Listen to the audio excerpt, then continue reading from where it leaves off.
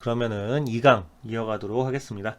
앞으로 2강부터 대략 5강까지는요, 대략 3강, 4강에 걸쳐서 선형대수학 기초에 대해서 다룰 거예요. 강사님, 이거 고체물리학 강의라고 하지 않으셨습니까? 라고 물어볼 수도 있지만, 고체물리학에서 상당히 중요하지, 선형대수학이. 그래서 뭐 벡터라든지 아니면 매트릭스 이런 것들에 대해서 좀 다룰 거고요. 그리고 변환 이런 것들 조금 다룰 거예요. 미분 방정식은 굳이 하지 않겠습니다. 그냥 간단한 서형대수학 기초에 대해서 말씀을 드릴 거고, 1강에서 말씀드렸다시피 이거는 수학 강의가 아니라 물리학 강의예요. 그러다 보니까 뭐 복잡한 수의 체라든지 또는 복잡한 공간 사이의 어떠한 관계라든지 그런 것들은 언급을 하지 않겠습니다. 그리고 다소 수학 전공하시는 분들이 듣기에 불편한 것들이 있을 수가 있어요. 대학교 3학년 양자역학 시간에 그 수학과 학생들이 보면은 이제 입적 벌리고 와 이게 뭐야 라고 하는 거 배우죠. fx에 a-a 해가지고 하는 거. 디락 델타 함수. 디락 델타 함수 이거는 펑션이 아니죠. 디락 델타 펑션은 펑션이 아니에요. 뭐 이렇게 쭉 올라가는 함수인데 이거 수학과 학생들이 보면 이제 거품 물고 쓰러지지. 이건 함수가 아니니까. 근데 이거 우리는 이거를 잘 써먹는다. 굉장히 잘 써먹고 있죠. 물리하는 친구들은. 수형대수학 기초 들어가 보도록 하겠습니다. 자, 먼저 좌표계와 차원에 대해서 설명을 드릴 거예요. 우리는 가장 많이 쓰는 좌표계를 직교 좌표계를 쓰지. 이게 x, y치 3차원 공간을 표현하는 이 직교 좌표계를 많이 써요. 그리고 뭐 필요에 따라서 뭐 수소 원자에 대한 슈레딩거 방정식을 풀어야 한다. 그럴 때는 뭐 구좌표계를 쓰기도 하고요. 아니면 뭐 원통 좌표계를 쓰기도 합니다. 이 좌표계들은 직각좌표계라고 불리는 건데 얘네들의 특징은 세 유닛 벡터들이 서로 수직하다라는 특징이 있어요. 그러니까 뭐 r 세타 파이는 서로 수직하죠. 원통 그 구좌표계에서. 그리고 r 파이 g도 서로 수직하죠. 그렇기 때문에 이런 직각좌표계들은 서로 수직 유닛 벡터들이 서로 수직하다라는 그러한 특징을 가지고 있습니다. 근데 이와 반대로 곡선좌표계라는 개념이 있어요. 곡선좌표계는 세 유닛 벡터들이 서로 수직이 아니에요. 대표적인 공간을 한 개 그려보면은 2차원 공간을 그려보면 x축이 있는데 뭐 y축이 이따구로 생긴 거야. 그럼 여기에 얘네들의 그 내적값이 0이 아니게 되죠. 자, 이러한 곡선 좌표계도 역시 존재를 합니다. 필요에 의해서는요, 이러한 공간을 쓰는 게 조금 더 유리한 경우도 존재합니다. 제가 이거를 그 선형대수 기초의 첫 번째로 언급을 드리는 이유는 바로 이 빨간색 글자 때문이에요. 좌표축이 서로 수직일 필요도 없고요. 3차원 공간이라 그래가지고 차원이 길이 차원일 필요도 없습니다. 대표적으로 우리가 운동량 공간 많이 쓰지? 그리고 뭐 시간축도 그리지? 그치? 그러니까 축의 단위, 유닛이 굳이 디멘션이 길이, 미터 스케일일 필요는 없다는 거예요. 뭐 나중에 이제 뒤에 챕터 3 넘어가가지고 고체물리 들어가면 말씀을 드리겠지만 그 페르미 서피스라는 개념을 도입하면은 페르미 서피스는 운동량 공간이지 순수하게 3차원 공간이지만 운동량 공간 단위가 운동량인 그러한 공간입니다. 그러니까 좌표축이 서로 수직일 필요도 단위로 길이 차원을 가질 필요도 없다는 점 다시금 상기시켜 드리도록 하겠습니다. 넘어가죠. 자, 그러면은 그 좌표계를 잡는 방법에 따라 가지고 차원을 어떻게 분석해야 되는지 간단한 예제를 통해서 말씀을 드리도록 하겠습니다.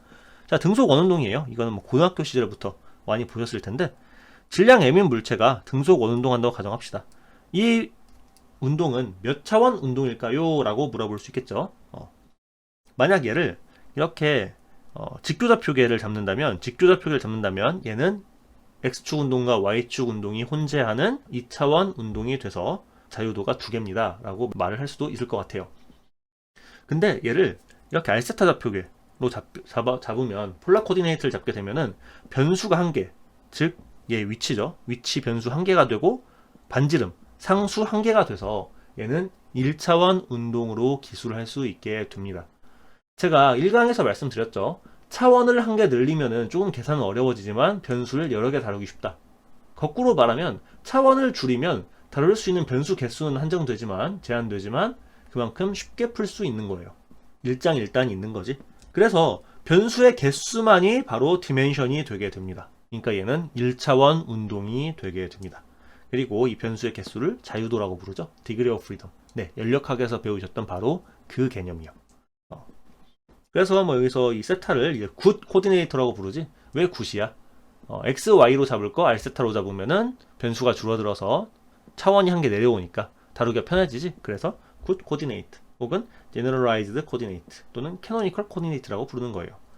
이 canonical coordinate는 아마 통계 시간에 다루셨을 거고요. 그리고 degree of freedom은 연력학 시간에 배우셨을 텐데 이 두 가지가 같은 개념이야. canonical coordinate의 숫자나 degree of freedom 숫자는 같거든. 자, 이렇게 이해를 해주시면 될 것 같습니다. 자, 그러면은 드디어 벡터 공간과 함수 공간에 대한 얘기를 해야 될 텐데요. 사실 벡터라는 거는 우리가 대학교 1학년이나 고등학교 때는 뭐라고 배우냐면은 얘들아, 벡터라는 건 크기와 방향성을 가지는 물리량이란다. 반면에 스칼라는 크기만 가지는 물리량이란다 라고 가르치죠. 그래서 저도 일반 물리 수업할 땐 뭐라고 수업하냐면은, 자, 속도는 크기와 방향이 있는 벡터량이에요. 근데 여기에 스칼라 파트, 즉 크기만 나타내는 것을 스칼라라고 하고 여기에 단위 벡터가 붙으면 얘가 비로소 벡터가 되게 됩니다 라고 가르치고, 그리고 스칼라에 단위 벡터를 부여하면은 벡터가 되고 그리고 벡터에 절대값을 씌우면은 얘는 스칼라가 됩니다 라고 가르쳐요. 이렇게 가르쳐. 근데 이거는 지극히 물리적인 생각이고요. 지극히 물리적인 생각이고, 이거를 약간 더 수학적으로 하게 되면은 물리학에서 얻을 수 있는 편의성이 정말 많이 늘어나요. 그래서 대학교 1학년 정도 수준일 때 벡터에 대해서 물어보면은 화살표가 먼저 생각난단 말이야. 근데 양자역학을 배우고 고체 물리를 배우신 정도가 되면은 벡터 하면은 공간이 떠올라야 돼요. 이무의 벡터에 대한 공간이 떠올라야 됩니다. 자, 사실 벡터의 엄밀한 정의는 좌표계를 바꿔도 그 특성이 변하지 않는 것을 벡터라고 부르는데, 또 바뀐 걸 스칼라라고 부르고, 혹은 그 벡터에 대한 7가지 연상규칙이 있어요. 그 특정한 7가지 연상규칙을 만족하는 모든 집합을 벡터라고 부르고, 그 벡터들이 있는 공간을 벡터 공간이라고 부른다 라고 해서 정의를 하기도 하는데, 저는 마지막에 말씀드린 정의로 가고자 합니다. 그러기 위해선 우리가 맨 처음 배웠던 벡터는 크기와 방향을 가진 물리량이다 라는 개념부터 출발을 해볼 거예요. 자, 이무의 3차원 벡터는 우리가 알다시피 그럼 쓸 수가 있습니다. v는 vx, 그리고 이게 크기가 되지. 얘가 크기 파트, 스칼라 파트가 되는 거고, 얘가 이제 벡터 파트가 되는 거지. 둘을 곱해서야 비로소 유의미한 벡터 값이 되고요. 그래서 얘를 뭐 x 더하기 vy, y 더하기 vgg 해가지고 3차원에서 나타내지. 3차원에서 쭉 나타내 봤더니 뭐 벡터는 이런 꼴로 표현이 된대. 그러면 이 앞에 있는 걸 뭐라 그래? 이 앞에 있는 걸 바로 컴포넌트라고 부르게 되죠. 근데 이거를 뭐 코에피션트라고 불러도 상관없습니다. 오, 깜짝이야. 얘를 코에피션트라고 불러도 상관없습니다. 같은 말입니다. 그리고 뭐 얘의 기저가 뭐냐? 이 기저라는 건요, 사실 유닛 벡터를 의미하는 거야.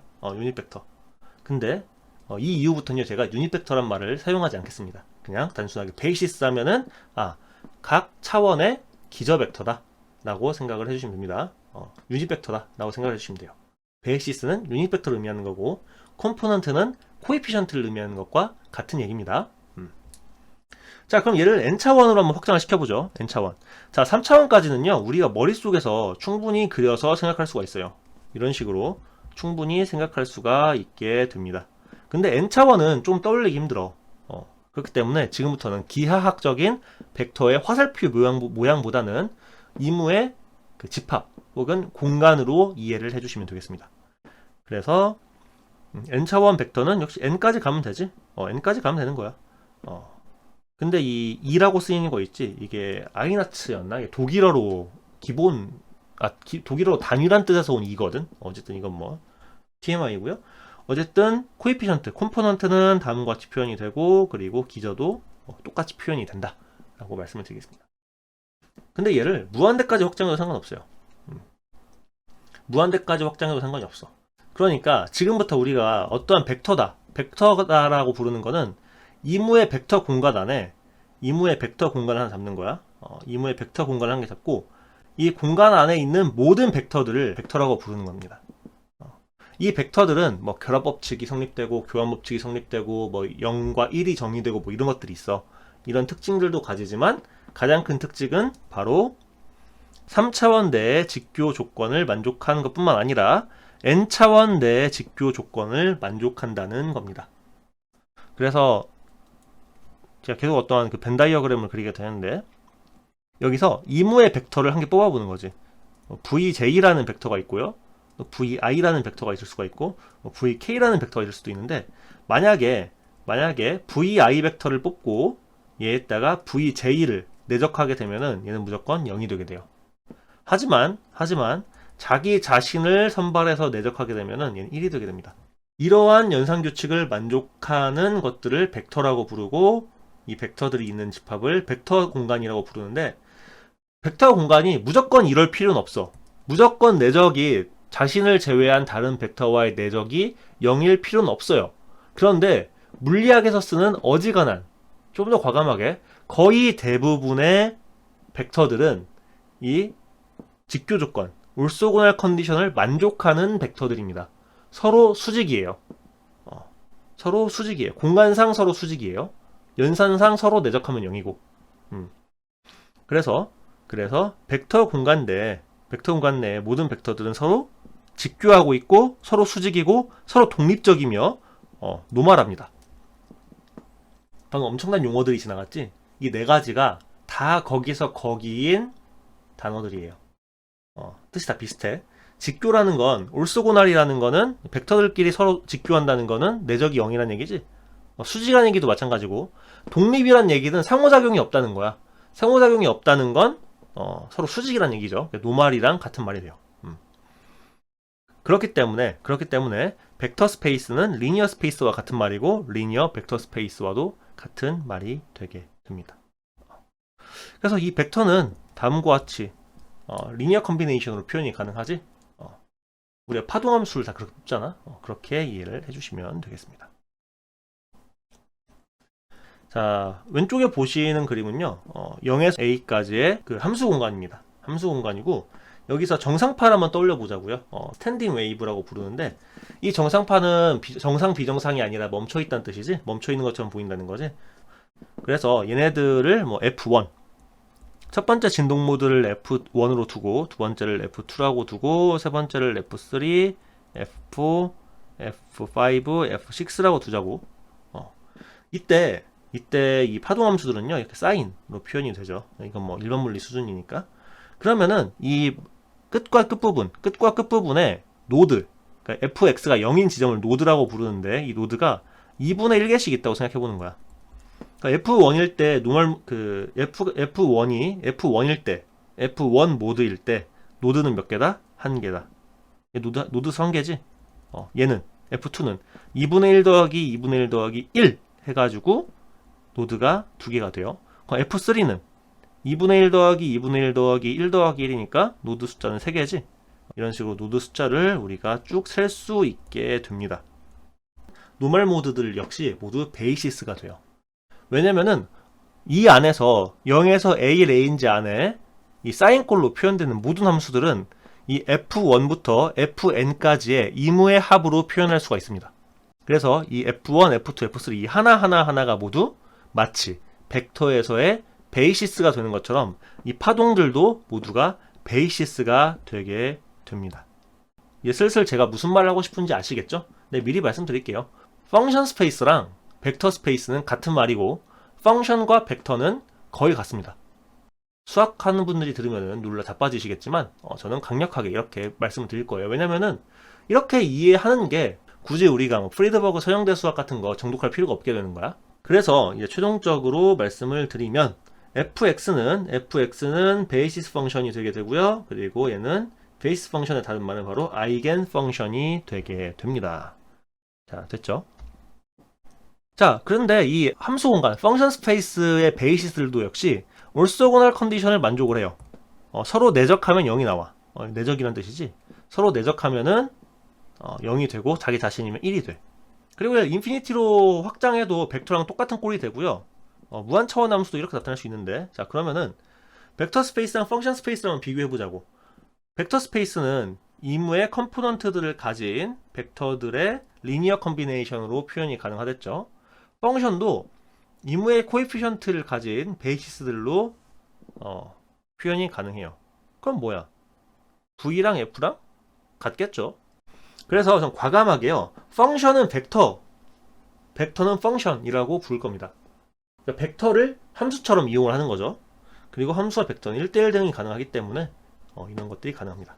그래서 함수 공간에서 아까 이런 식으로 쭉 인테그랄 하면은 내적하면은 그 0 또는 1이 된다는데 함수는 앞에 붙어있는 코에피션트에 따라 가지고 1이 아니라 n이 될 수도 있어요. 그래서 펑션을 다음과 같이 재정의를 해주면 이거는 리노멀라이제이션이라고 부르는데 노멀라이제이션을 다시 규격화를 해주면 됩니다.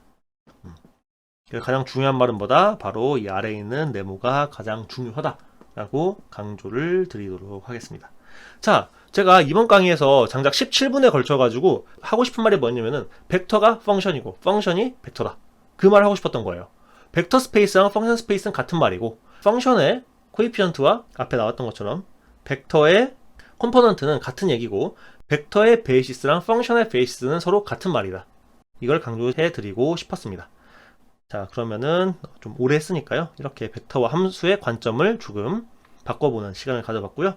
잠깐 쉬었다 와가지고 선형성의 의미에 대해서 진행을 해보도록 하겠습니다. 잠시 후에 뵙도록 하겠습니다.